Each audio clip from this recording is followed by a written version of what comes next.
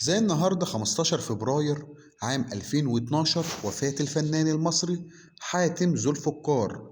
حاتم ذو الفقار اسمه الحقيقي في شهادة الميلاد حاتم محمد محمود راضي، وسبب تسميته بذو الفقار جاء من خلال الفنان صلاح ذو الفقار الذي كان يجاور حاتم.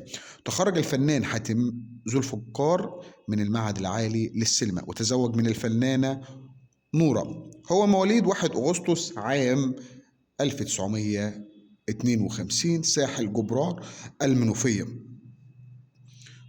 طبعا ليه أعمال كثيرة: المشاغبين في البحرية، مذبحة الشرف، مسجل خطر، جزيرة الشيطان، رجل في عينه امرأة، أجراز الخطر، انتحر صاحب الشقة، الحناكيش، بكرة أحلى من النهاردة، سر الغاية، والعديد والعديد. رحم الله الفنان